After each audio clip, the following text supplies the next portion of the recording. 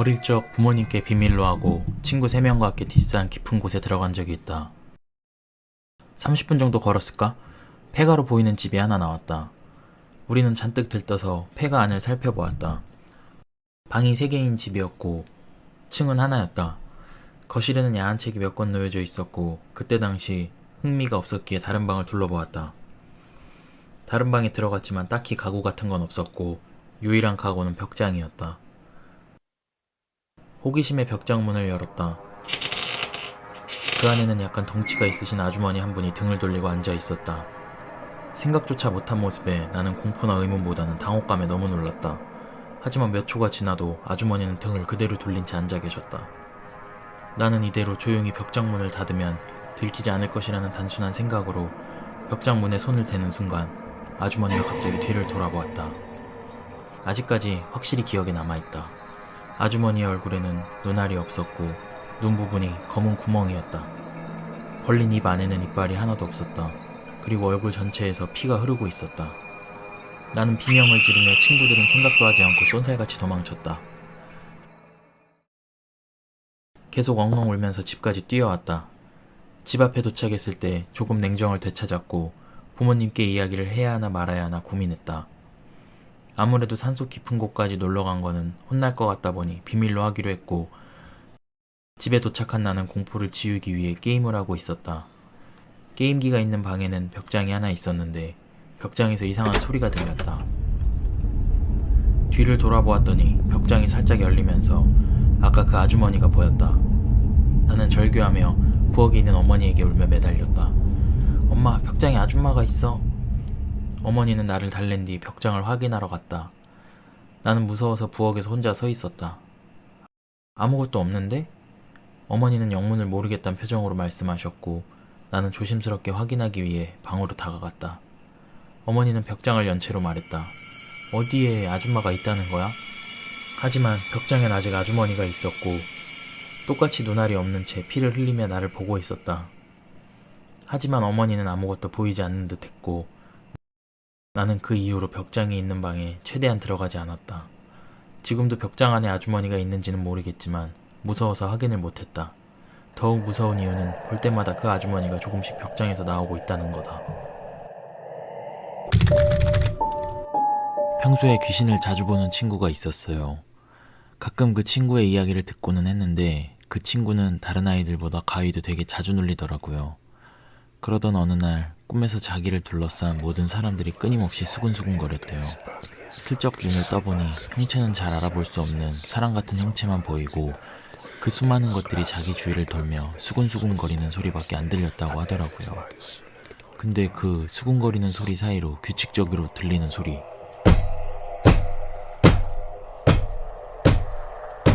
그래서 그 형체들 사이로 무슨 소린가 싶어서 소리 쪽을 쳐다보니 목이 아주 긴 검은색 옷을 입은 남자가 방으로 들어오려고 하고 있었고 목이 워낙 길다 보니 반복해서 쿵쿵쿵 하는 소리와 함께 부딪히고 있더라고요. 근데 왜 여러분 그런 기억 있으시죠? 꿈인데 꿈인 걸 아는 그런 꿈. 순간 그 친구는 꿈에서 꿈이란 걸 깨달았고 본인도 모르게 이야기했다고 해요. 뭐야, 또 악몽이네. 그 순간 형체가 사라지더니 그 남자의 목이 90도로 딱 꺾이더니 자신에게 빠른 속도로 달려왔다고 해요. 어떤 도시에 있는 유명한 놀이동산에서 있던 이야기다. 원주는 그 유원지에서 야간 경비 아르바이트를 시작했다. 그 첫날의 일이다. 선배인 윤호와 함께 이쪽 저쪽의 놀이기구들을 순회하고 있었다. 윤호는 심술궂은 면이 있어 이 놀이동산에 밤에 얽힌 여러 가지 소문을 그에게 들려줬다. 여기는 옛날 동물의 묘지였어.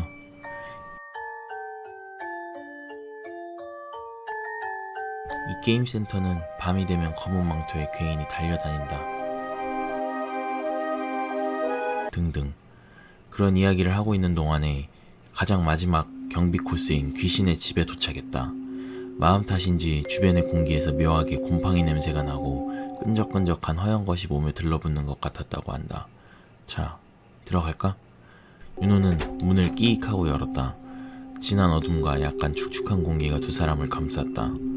손님이 지나가는 루트를 따라 손전등을 비추면서 나아간다. 여기는 과연 윤호라도 무서운 것 같았다. 여기는 뭐 이상한 소문 같은 거 없죠? 원준이 윤호에게 물었을 때였다. 귀신의 집 어딘가에서 갑자기 여자의 째지는 듯한 비명소리가 들렸다. 두 사람은 완전히 새파래진 얼굴을 마주했다. 뭐야 금방 그거? 나가줘. 바보야, 우리들은 경비원이야. 벌벌 떨고 있으면 어떻게 하냐? 윤호는 허세를 부리고 더욱 안으로 걸어가기 시작했다. 순간 또 그 소리가 났다. 이번에는 확실하게 들렸다. 여자의 절규. 윤호의 발이 떨리는 것이 보였다. 그리고 그 다음에는 발소리가 났다. 하이힐이나 펌프스 같은 딱딱한 구두에서만 나는 독특한 소리가 좁은 통로 안쪽에서 다가온다. 두 사람은 떨기 시작했다. 소리가 나는데도 손전등을 아무리 비추어도 모습이 하나도 보이지 않는다. 게다가 발소리는 점차 빠르게 조금씩 곁으로 다가온다. 위험한데? 윤호가 중얼댔다. 역시 되돌아갈까? 그렇게 하죠. 발소리는 이미 거리가 아주 짧은 곳까지 다가와 있었다. 그리고 거기서 확실하게 들렸다.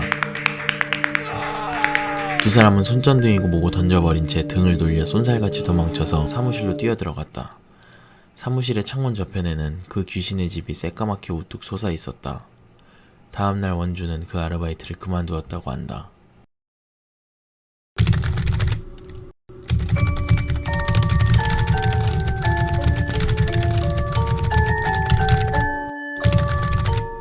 나는 어느 남쪽의 바다에서 동료들과 스쿠버 다이빙을 즐기고 있었다. 하늘은 맑고 바다의 상태도 아주 안정되어 있어 다이빙을 즐기기에는 정말 좋은 날이었다. 나는 동료 다이버와 둘이서 어느 다이빙 스폿을 헤엄치고 있었다. 계속해서 깊게 잠수해가고 있었는데 어느 지점에서 뭔가 이상하다고 생각을 했다. 저게 뭐지? 자세히 바라보니 해저의 한 부분에 인간이 자라나고 있었다. 옆에 있는 동료를 바라보니 그 역시 여한이 벙벙한 채 굳어 있었다. 자라고 있는 인간의 얼굴은 모두 아름다운 소녀의 모습을 하고 있었다. 도대체 어떻게 해야 하는지 저것이 무엇인지 몰라서 잠시 동안 바라보고 있자니 어느샌가 동료 다이버가 옆에 다가와 내 어깨를 툭툭 치고 오른쪽을 가리키는 것이었다.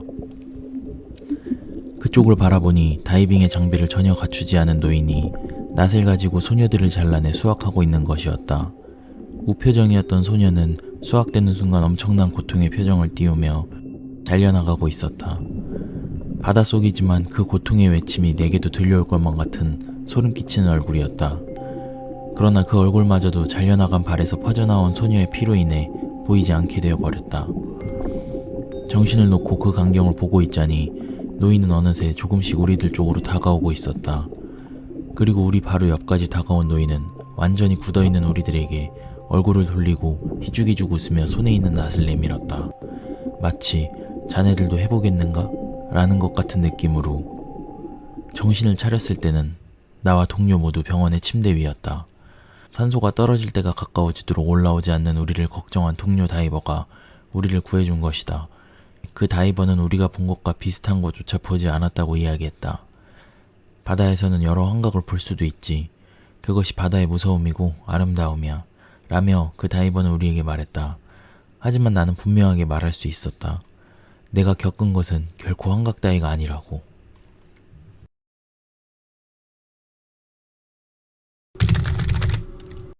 몇 년 전의 일이다.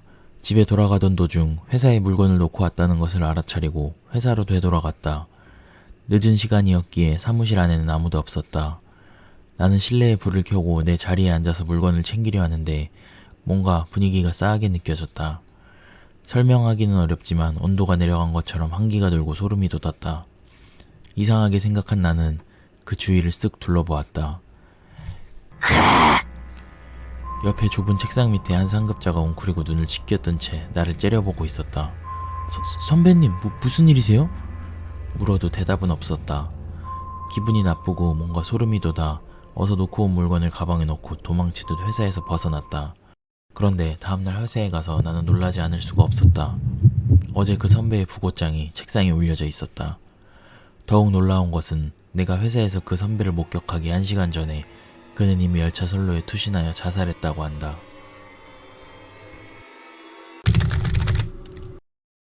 제가 고등학교 기숙사에 있을 때 겪었던 이야기입니다. 다른 학교는 어떤지 모르겠지만 저희 고등학교는 상위 10% 아이들을 모아 공부를 시키는 곳이었습니다.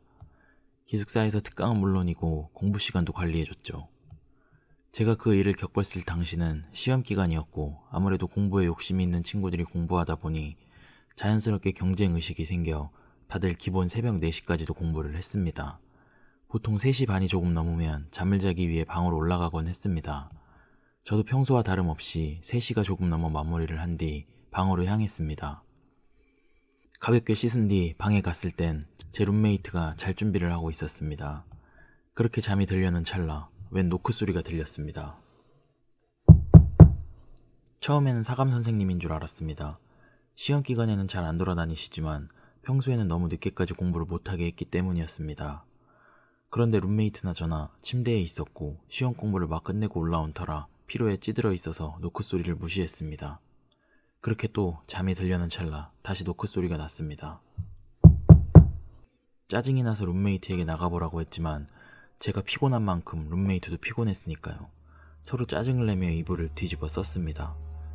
그렇게 노크 소리는 4번에서 5번 정도 계속되었고 한참 동안 노크 소리가 들리지 않았습니다. 이제 안 들리나 보다 하며 잠이 들려는 순간 전과는 다른 노크 소리, 마치 문을 부수기라도 할 것처럼 문을 세게 두드리더라고요. 누군가 싶어 짜증나서 문을 벌컥 열면서 누구야! 라며 소리를 질렀습니다. 하지만 문 앞에는 아무도 없었어요. 근데 일렬로 길게 양옆으로 늘어선 기숙사 방문 전체가 동시에 열리며 누구야! 라는 짜증 섞인 외침과 함께 다른 방 친구들이 나오더라고요. 일단 잠결인 친구들도 보였고 서로만 멀뚱멀뚱 쳐다보다가 모두 뭔가 소름 끼치는 걸 느꼈는지 일단 자기 방으로 각자 들어갔습니다. 다음날 우리는 누가 장난친 건지 궁금해져 친구들과 함께 사감실에 올라가 지난 일을 말씀드린 뒤 복도 CCTV 영상을 확인했습니다. 그런데 CCTV에는 충격적인 장면이 녹화되어 있었습니다. 정확히 3시 31분 아무도 없는 복도에 정적을 깨고 모든 방문이 거의 동시에 열리며 친구들이 나왔습니다. 그 누구도 방문을 두드리지 않았는데 말이죠. 밤에 친한 친구의 집으로 가는 길이었습니다. 친구의 집으로 가기 위해선 2가지의 길이 있었고 하나는 기찻길 터널 쪽을 지나가야 하는 곳이었고 어두워서 잘 가지 않던 길이었습니다. 하지만 굉장히 추운 겨울날이었기에 일단 빨리 가고 싶어 그 길을 선택했습니다. 한겨울이라 날씨도 추웠지만 혼자라는 사실이 더욱 몸을 움츠리게 만들었고 걸으면 걸을수록 불안감이 이상하게 생겼습니다. 그런데 저 멀리 터널 반대편에서 누군가가 철길을 따라 걷고 있는 모습이 보였습니다. 점점 반대편에서 철길 따라 오고 있는 사람이 뚜렷하게 보였고 교복을 입은 여자아이였습니다. 한 중학생 정도 돼 보였고 한밤중에 웬 여자아이가 철길을 걷고 있을까 싶어 계속 보고 있었습니다. 이윽고 형체를 완전히 알아볼 수 있을 만큼 거리가 가까워졌고 교복을 입은 아이는 철길 위를 걷는 게 아니라 발이 둥둥 떠 있더라고요. 너무 놀라 왔던 길을 뒤돌아 달렸습니다. 사람이 어느 정도 지나다니는 곳까지 뛰어왔습니다. 일단 헛것을 본 건가 싶어 부끄러움도 생기더라고요. 거기다 일단 친구 집으로 가야 했기에 다시 걸어가며 마음을 추스리고 담배를 한 대 피고 있었습니다. 그렇게 터널에 다시 가까워졌을 때쯤 여자아이의 웃음소리가 들렸습니다. 온몸에 소름이 돋으면서 다시 뛰려고 하는데 발이 움직이지 않았고 그렇게 다리에 힘이 풀려 그 자리에 털썩 주저앉았습니다. 그렇게 일단 일어나려 하는데 여자아이가 눈앞에 절하는 자세처럼 엎드려 있더라고요. 엎드려 있던 여자아이가 천천히 고개를 들었고 창백한 얼굴에 흰자가 없는 검은 눈으로 저를 빤히 쳐다봤습니다. 사람이 아닌 걸 직감하자마자 다시 뒤돌아 뛰었고 일단 집으로 뛰었습니다. 집에 와서 친구에게 미안하다며 오늘은 못 가겠다고 하고 윗옷을 벗는데 오리털 파카에 머리카락 뭉치가 모자 속에 들어있더라고요. 긴 머리카락 뭉치요.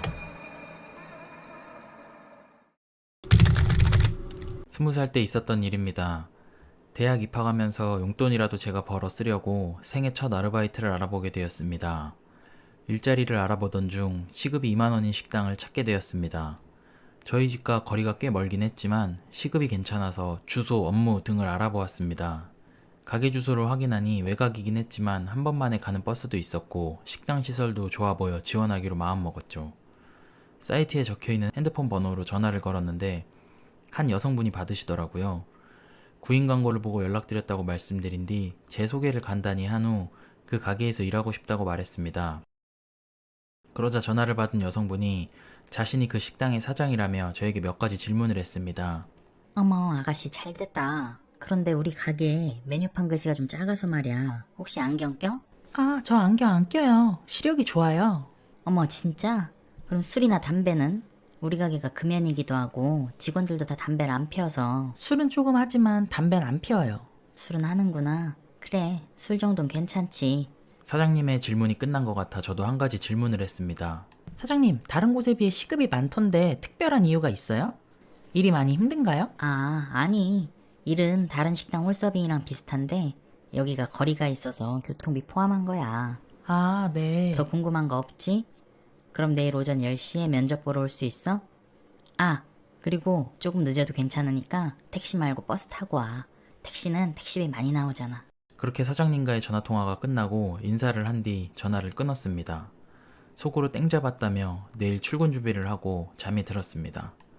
그런데 다음날 저는 늦잠을 자고 말았고 이대로 버스를 타면 면접 시간에 엄청 늦겠다 싶어 안전하게 택시를 타고 가기로 했습니다. 택시를 탄 뒤 식당 위치를 설명하려다 말로 설명하기엔 어려워서 아르바이트 구인 사이트를 캡처해둔 사진을 택시기사님께 보여드렸습니다. 택시기사님은 사진을 본 뒤 내비게이션에 주소를 입력하시다가 저에게 대뜸 물어보시더라고요. 아가씨, 근데 여기는 왜 가는 거예요? 그래서 전 시급을 2만 원이나 주는 식당 아르바이트가 있어서 면접 보러 간다며 신나서 이야기했습니다. 근데 택시기사님이 이상하다며 고개를 갸웃거리시더라고요. 아가씨, 잘 알아본 거 맞아요? 여기 폐공장밖에 없는데? 식당 같은 거 없는데? 그 순간 시력이며 술, 담배 유무를 묻던 사장님과의 전화 내용이 문득 생각이 나며 소름이 돋았습니다. 그래서 일단 택시기사님께 죄송하다고 말씀드리고 집으로 다시 돌아갔고 구인 사이트를 다시 켰는데 어제의 글은 사라졌고 오전 10시가 되자 어제 그 번호로 전화가 오긴 했지만 받지 않았습니다. 만약 버스를 탔다면 어떻게 됐을까요? 제가 군대에 운전병으로 있을 때 겪은 기이한 일입니다. 저는 군대에서 운전병인 연대장님 운전병으로 근무를 했고 부대 안은 물론이며 부대 밖에서도 연대장님이 부르시면 항상 차를 가지고 모시러 갔습니다. 그러던 어느 날 잘 자고 있는데 새벽 1시쯤 당직사관이 연대장님이 연락 왔다며 저를 깨우더라고요.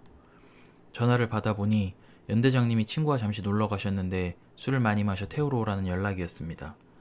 원래 병사는 혼자서는 차를 가지고 부대 밖으로 나가는 게 금지였지만 새벽이었고 연대장님의 특별 지시로 나가게 되었습니다.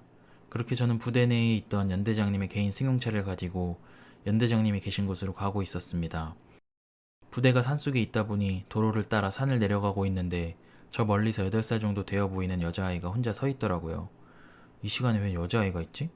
늦으면 혼나는데 그냥 못 본 척 지나갈까? 아니면 집까지 데려다 주고 갈까? 계속 고민했습니다. 하지만 아무래도 새벽에 혼자 산에 있는 아이가 위험해 보였고 일단 그 아이를 태우기로 마음먹었습니다. 저는 그 아이 옆에 차를 세운 뒤 창문을 내려 말했습니다. 꼬마야, 여기서 뭐해? 위험하니까 일단 오빠가 집까지 태워줄게. 그러자 아이는 아무 말도 안 하고 순순히 뒷좌석에 타더라고요. 겁을 먹은 건지 고개를 푹 숙이고 아무 말도 안 하고 뒤에 앉아 있더라고요. 아이가 너무 걱정되어서 여러 가지 말을 걸어보았지만 아이는 아무 말 없이 그저 바닥만 바라보고 있었습니다. 일단 아이가 많이 놀란 건가 싶어 연대장님을 일단 모신 뒤 연대장님께 말씀드려 아이를 집에 데려다 주자고 생각했죠. 한참을 운전해서 가고 있는데 갑자기 뒷좌석에 있던 아이가 저한테 말을 하더라고요. 아저씨, 살고 싶어요? 죽고 싶어요? 저는 아이의 어처구니 없는 말에 어이가 없어서 처음엔 못 들은 척 했습니다. 그런데 아이는 계속해서 저한테 물었죠. 아저씨, 살고 싶어요? 죽고 싶어요? 그래서 저는 당연히 살고 싶지 라고 말했습니다. 그러자 아이는 저에게 소리쳤습니다. 그럼 일어나야! 그 소리를 듣고 정신이 번쩍 들어 주변을 살펴보니 제가 졸음운전 중이었습니다. 조금만 늦었더라면 산 아래 낭떠러지로 떨어질 뻔했던 거죠. 너무 놀라 일단 차를 세우고 뒷좌석을 확인해 봤을 땐 아이는 없었어요. 모두 꿈이었던 것이죠.